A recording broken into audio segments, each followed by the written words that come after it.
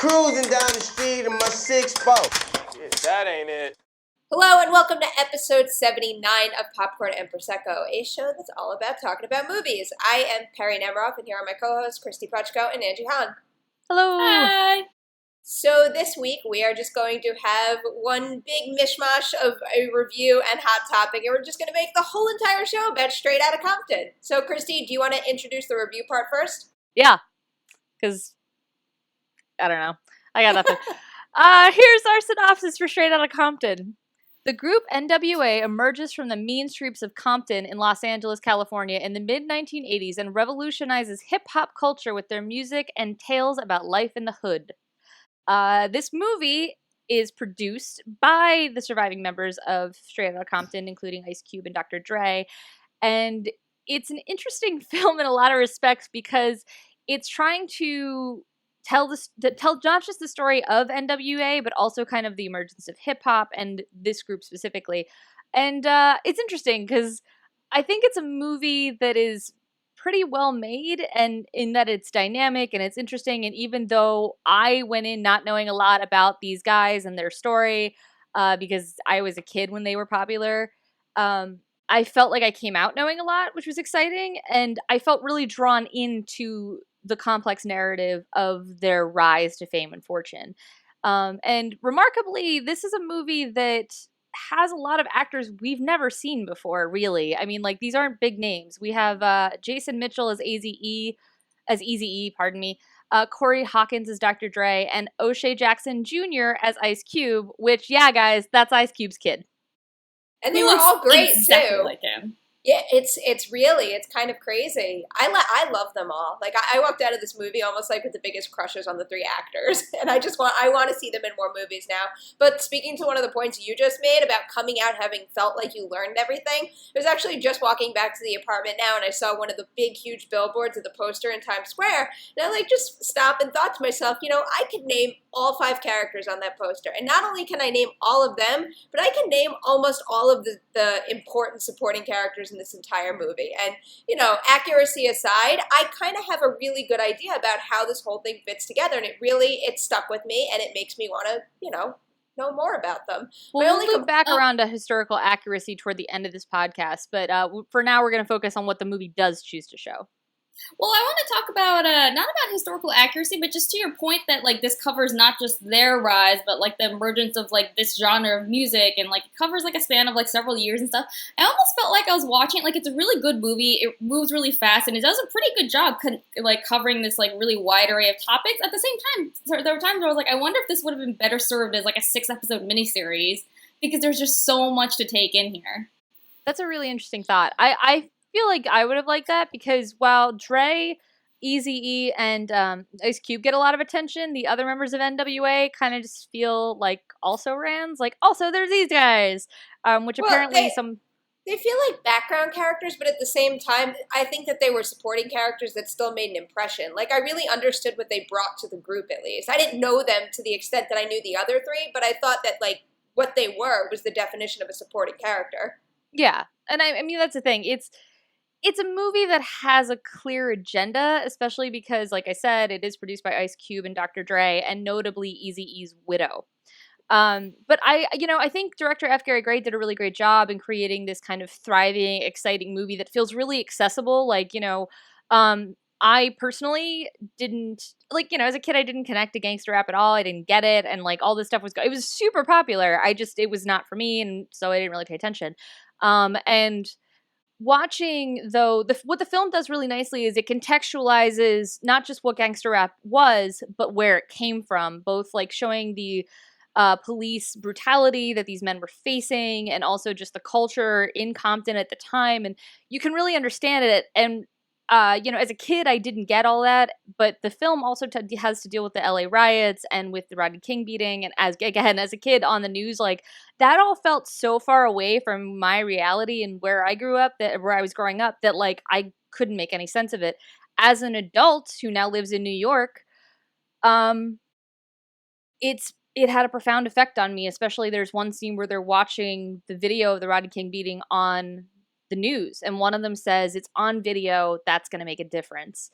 And my heart just sank because, you know, we're in 2015 and it still doesn't make a difference a lot of the time. And I think that makes the film really relevant. And I think it gives it this interesting political tinge, which is going to, I think, help it out as the year continues and we talk awards. But, and I'm not going to jump too far ahead, but I think it's going to scare the Oscars because Selma scared the Oscars. Straight Outta Compton is definitely going to scare the Oscars. I don't even think scaring the Oscars is an issue. I just don't think that anyone's going to be talking about this in that respect in even a month. Once TIFF starts up, I mean, you release something in August like this, that kind of just automatically eliminates its chances, whether it's good enough or not.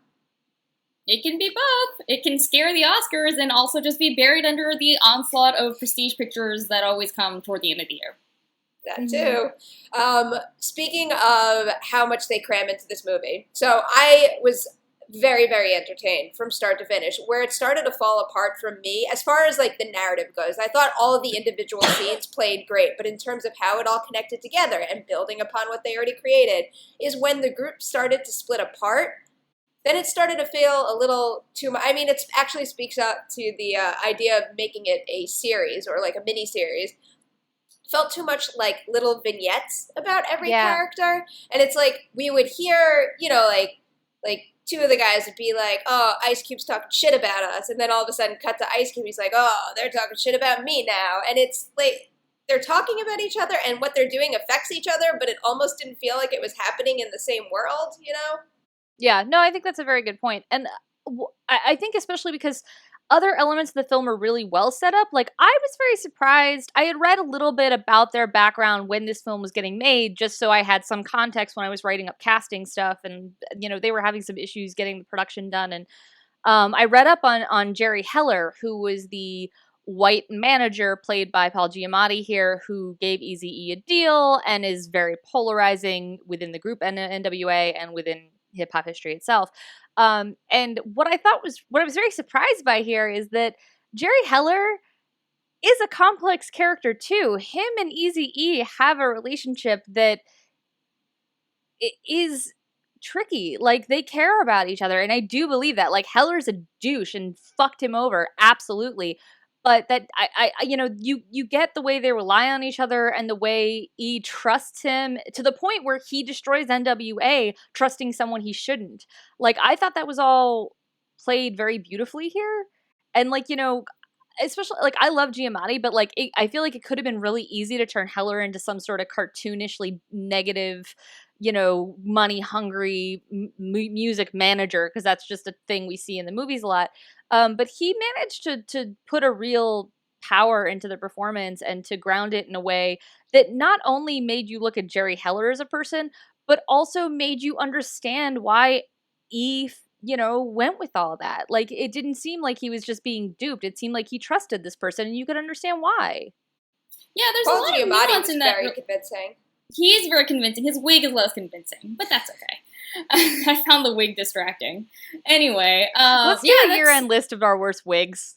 Or even just hair that looks like wigs, because okay, if we're going to talk about the wig, it's not that it looks bad on him, it's that it's too clean and it's so obviously a wig because of it. It's like the lines are too clean, and I just found that distracting, and every time he showed up, I would be thinking about it. But fortunately, his wig doesn't have a major story arc in the movie. He does, but not his wig, so it was fine. No, I mean, his relationship with Eazy-E is one of the most interesting aspects of the movie, and it's one of the most interesting and complicated relationships in the movie, despite this being a film that's about, you know, the rise of this group and Jerry Heller's supporting character. But it's really interesting because I think it kind of puts in a nutshell, like, NWA's weird relationship with, like, the quote-unquote mainstream public. You know, like, you kind of see, like, these two people from two completely different worlds who kind of see things very differently, handle things very differently, and how they come together, and how it's not easy to say, oh, you know, one is just exploiting the other and that's the end of it. Like, they do genuinely care about each other. They don't always agree. I don't know. I thought it was a really interesting relationship that they did there. And Paul Giamatti did a really good job. Like you said, he kind of turned this character into something complicated. And actually, I think you could say the same about a lot of the characters. That's one of the things I liked about this movie, is that it doesn't just simplify things to, like, you know, people are mean, there's a lot of contradictions within the characters that I thought made them really interesting and textured. Like, one of my favorite characters in the movie was Dre, played by Corey Hawkins, and I think that he gives this really interesting performance full of contradictions where he's like, you know, he's this like tough kid with a tough background, and he's like, you know, he can be like hard when he needs to be, but then he also has this like incredible, like, he's like vulnerable, almost fragile, and it was just like a really interesting mix of traits that you don't get to see in movies that often. I think Ice Cube had a good deal of that too. One of my favorite parts of the movie for him was that whole part where he's trying to figure out, you know, is he being screwed over? Should he leave or not? And I think that also speaks to how excellent of a portrayal of Jerry Heller Paul Giamatti gave. Kristy, speaking to what you brought up before, like, I know nothing about Jerry Heller, so going into this, I found it really interesting how, like, I could kind of get the feeling that they're trying to set him up as the villain, but at the same time, it's like I know what he did was wrong, but at the same time, Paul Giamatti convinced me, like, of why he did it. Not that excuses what he did by any means, but, like, I got his motivation. Yeah, no, it makes it a lot more complicated than just like a simple like hero villain narrative, which I think, you know, it's a really common thing that happens in a lot of musical biopics. Like, you always have like, oh, there's this like rising talent, and then like the manager comes like, I want to represent you, and then the manager turns out to be a dick. That's the plot of like literally every musical biopic, to the point where I do wonder if music managers need to hire themselves a PR person, because I feel kind of bad for them. But then so it could have been, you know, like, you can imagine a version of this movie that's kind of like the cheaper, easier, lazier way of doing it, where that would have been the story arc, but they don't do that. It's really complicated. Like, I'm not comfortable saying like, oh, Jerry Heller is just the villain of this movie, because he's really not. He's not the hero. He's not a good guy, but he's something so much more interesting and complicated than just like, oh, the bad guy that fucked them over. Yeah, and it's also worth pointing out that, you know, NWA arguably wouldn't be as big as they are if it weren't for him. So I don't think that's why they humanize him in the movie. I think it's because if they wanted this to be a love letter to Eazy-E, which it definitely is, then they couldn't demonize Heller outright, because then Eazy-E looks like an idiot. And I don't think that his NWA mates ultimately think he was. I think that ultimately they understood, like, in retrospect, if nothing else, why he made the decisions he made. And I think allowing that in a film makes for a better film. You know, you want characters that are flawed, because then their evolution, their growth can inspire you and can connect you, because, you know, it's like, you know, for me, it's like, you think of Unbroken last year, where you had this incredible story, this guy surviving all this stuff, but I couldn't connect to it because Angelina Jolie admired that guy so much that he just seemed like a Superman. He didn't seem like a person that I would understand. So yeah. I think that in that respect, Straight Outta Compton does a really good job. And it does an even better job, because it's not like they're just like, you know, look at all these terrible things Eazy-E did when he was younger. They make it fit in that world. Like, he was never really a bad person. He just made stupid decisions at a point. Well, and not even necessarily stupid decisions, like things that someone in his position who's just getting into the industry and really knows nothing about. I mean, he was in prime position to be taken advantage of early on, which is probably why he let Jerry into his life to that extent. Which I think might be a good move into our second topic, which is the historical inaccuracy part. But before we move into that, is there anything else you two want to discuss about this movie? How good was Keith Stanfield as Snoop? He was only in it for 5 minutes. Okay, so he was in it for like 2 seconds. You could have never called him Snoop, and everybody would know who that was. He was just so, and it wasn't like, you know, they dressed him up or made him do it like over the top. So you're he like, yeah, that's like, it was like the voice was just so uncanny. I couldn't handle it. And also just the languid way in which he moved his body, and where you were like, he made it so freaking natural. I cannot wait to see more of him.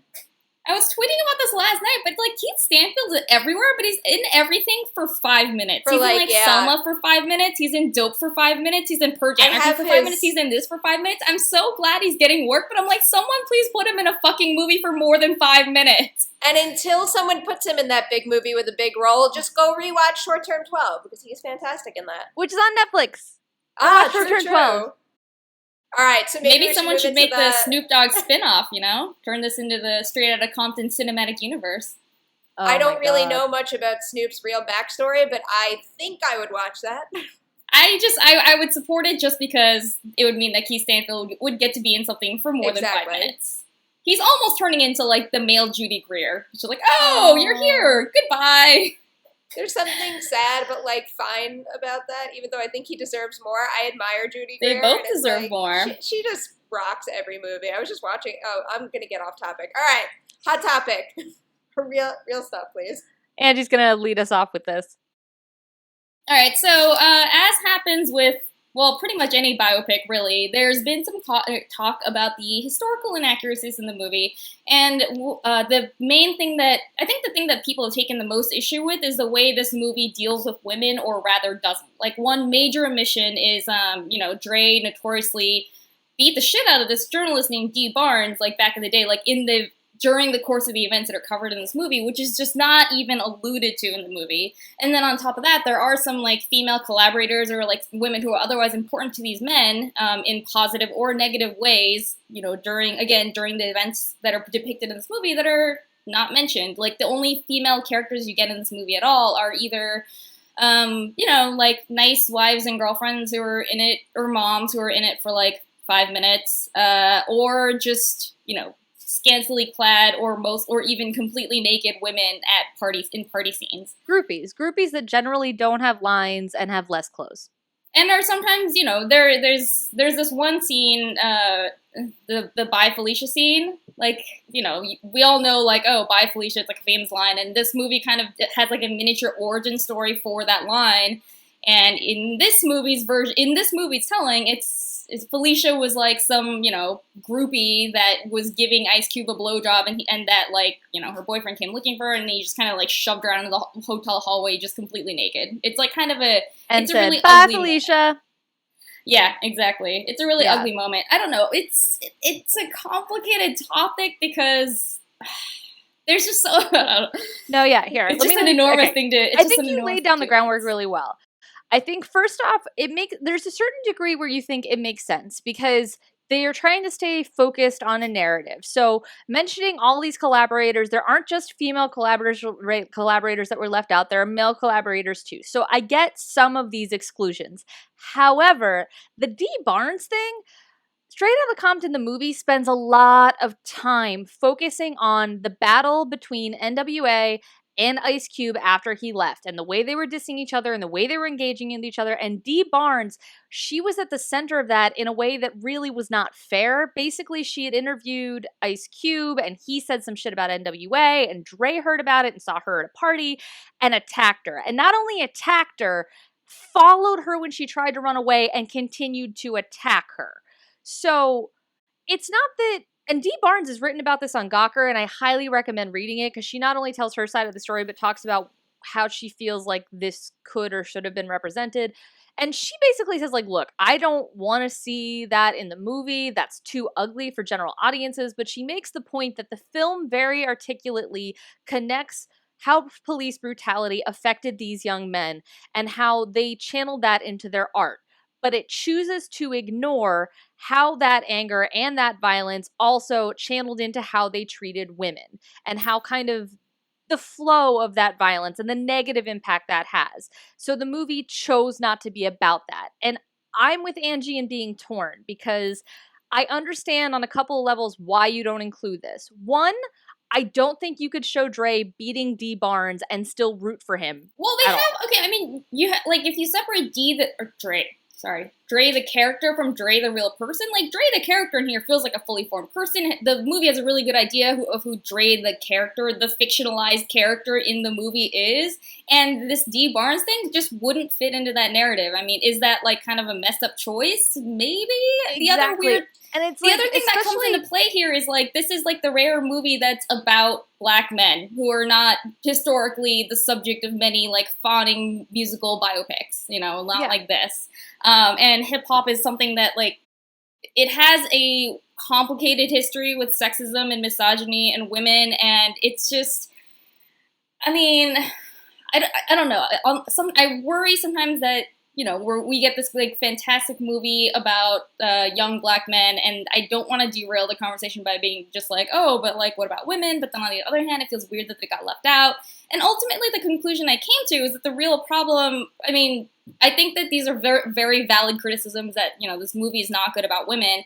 But I think what it comes down to in a lot of ways is just that the biggest problem here is that this is the only movie that we're gonna get about this, that we have almost ever gotten about this, and probably will in the near future. I think there's a lot of pressure for Straight Outta Compton to cover everything that happened in that period, because how often do we ever see any mainstream entertainment about, the rise of gangster rap?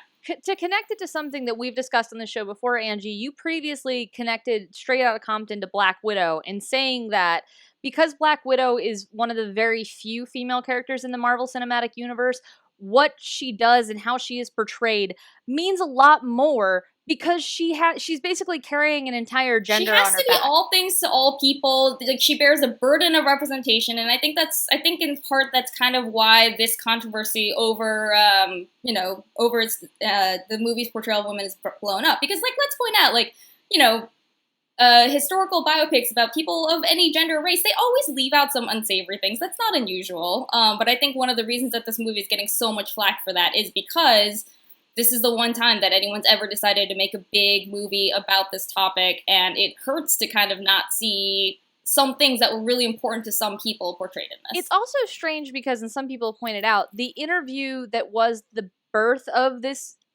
Rage Dre focused at D. Barnes, director F. Gary Gray was there. He was the cameraman.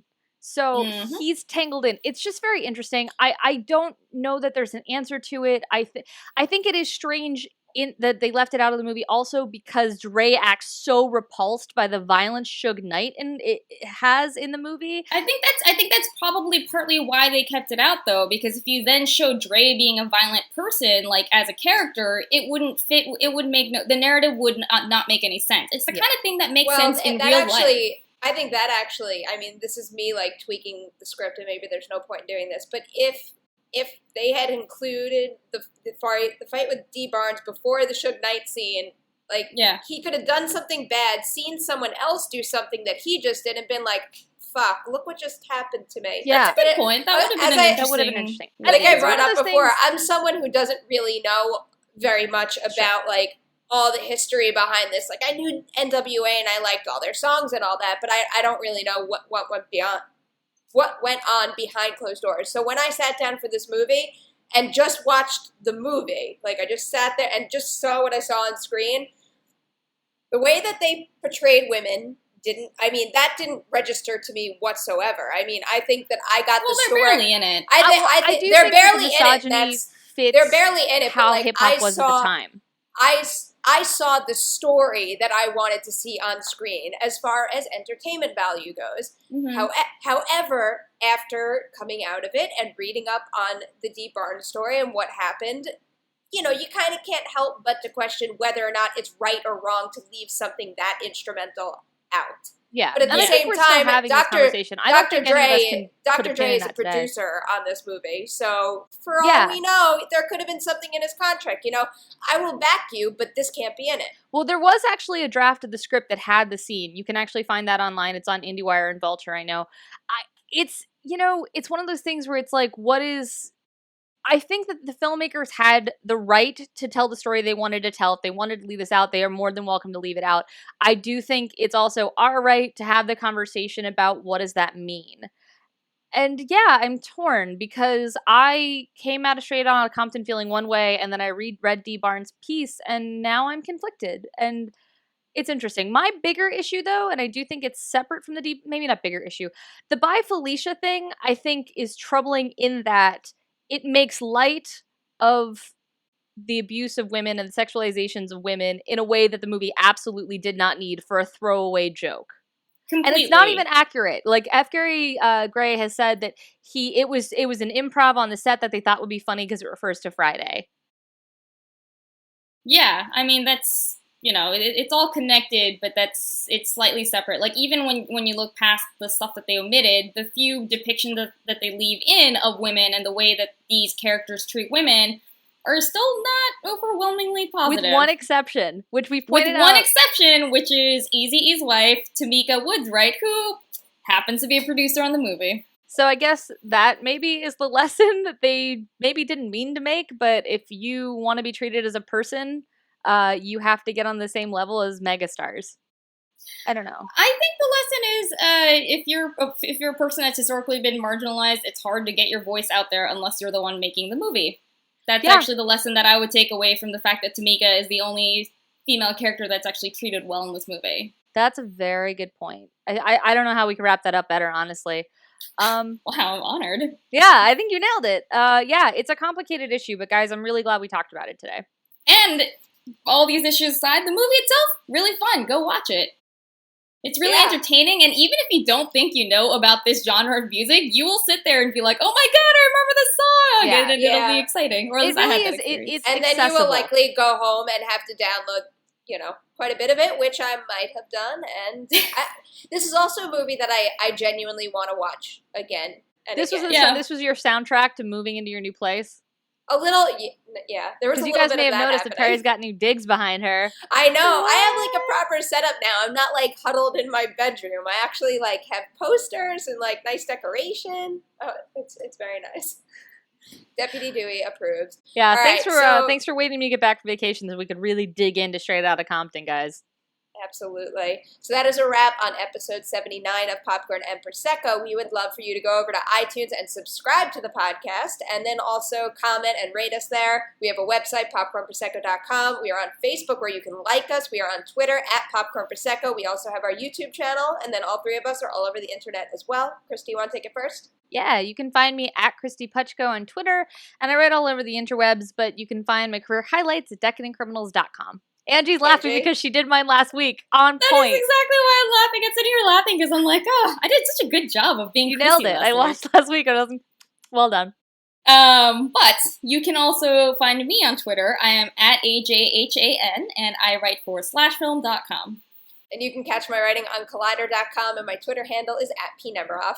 Next week, you know what we should do? We should rotate, and we should all say each other's things. I was just thinking and see who is the closest. So tune in next week for that, and thank you for joining us this week. Go see Straight Outta Compton. Have a good one, guys. They want NWA? Let's give them NWA. Straight Outta Compton.